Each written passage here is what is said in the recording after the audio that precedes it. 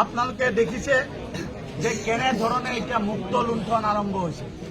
অসমৰ সম্পদৰ অধিকাৰৰ কাৰণে অসমৰ 5 বছৰীয়া যি আন্দোলন হৈছিল, জাতি ৰক্ষাৰ আন্দোলন হৈছিল, অসমৰ অধিকাৰৰ কাৰণে, সম্পদৰ অধিকাৰৰ কাৰণে আন্দোলন হৈছিল, আজি সেই সম্পদ মুকলিভাৱে লুণ্ঠন কৰাত এই চৰকাৰখন জড়িত হৈছে। আৰু সেই সম্পদ লুণ্ঠন কৰাৰ মূল চৰ্দাৰজন হ'ল হিমন্ত বিশ্ব শৰ্মা। আপোনালোকে সকলোৱে দেখিছে যে এতিয়া হিমন্ত বিশ্ব শৰ্মা ডাঙৰীয়াই মুকলিভাৱে কোৱা আৰম্ভ কৰিছে দেৱলাল গালোচা নিৰ্দোষী। কিন্তু হিমন্ত বিশ্ব শৰ্মাই পাহৰি গৈছে নেকি যে তেওঁৰ সতীৰ্থ, তেওঁৰ দলীয় সতীৰ্থ সমৰজিৎ হাফলংবাৰ, যি তেওঁ এলাবেচা নেতা নহয়, তেওঁ এজন বিজেপিৰ শীৰ্ষস্থানীয় নেতা।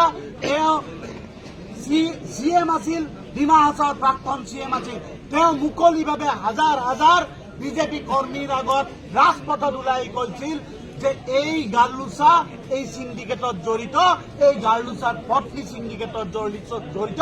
তাৰ পিছতো মুখ্যমন্ত্ৰীয়ে কৈছে তেওঁ দলীয় সতীৰ্থৰ কথা নুশুনে, তেওঁ কৈছে যে দেৱলাল গাৰ্লুচা নিৰ্দোষী, কণিকা উজাই নিৰ্দোষী। ইয়াতকৈ লজ্জাৰ বিষয় কি?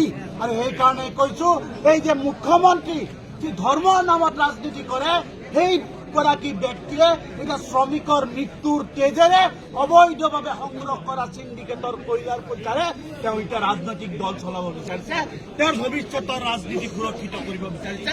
আমি ধিক্কাৰ দিছো। এয়া হ'ল ধৰ্মৰ নামত ৰাজনীতি কৰা মানুহ, ধৰ্মৰ শত্ৰু। আৰু এই ৰাজনীতি হিমন্ত বিশ্ব শৰ্মাৰ যি ATM, লুৰিণজ্যোতি গগৈ কোৱাৰ দৰে যে মাৰ্ঘেৰিটা, কাৰ্বি আংলং আৰু ডিমা হাছাও, এই 3টা ATM হিমন্ত বিশ্ব শৰ্মা ডাঙৰীয়াক বন্ধ কৰিব লাগিব। অসমৰ জনগণই 26ত নিজৰ ভোটাধিকাৰেৰে এই হিমন্ত বিশ্ব শৰ্মাৰ অবৈধ ATM বন্ধ কৰিব লাগিব। ৰাইজ, এটা কথা কৈ দিলো যে অসমৰ জনগণ এতিয়া জাগিছে। এটা কথা মনত ৰাখিব যে মাত্ৰ 1250 টকা দি তেওঁ কোটি কোটি টকা পত্নীৰ নামত, এতিয়া অসমত এটা পৰম্পৰা চলিছে, দিছপুৰত এজনী পত্নী আৰু ডিমা হাছাওত এজনী পত্নীৰ নামত সকলো জাগাত এতিয়া পত্নীৰ ৰাজত্ব চলিছে। এই পত্নীৰ ৰাজত্ব চলিব দিয়া নহ'ব। 26ত এই চৰকাৰ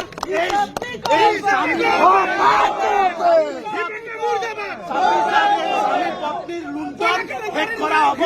26ত জনগণৰ ৰাইজৰ শাসন চলিব। দিছপুৰৰ ওখ দেৱালৰ ভিতৰৰ পৰা শাসন নচলে, ৰাইজৰ পদূলিৰ পৰা শাসন চলিব। হিমন্ত বিশ্ব শৰ্মাক উৎখাত কৰি, দেৱলাল গালোচাক উৎখাত কৰি ব্ৰহ্মপুত্ৰত দলিয়াই। ধন্যবাদ।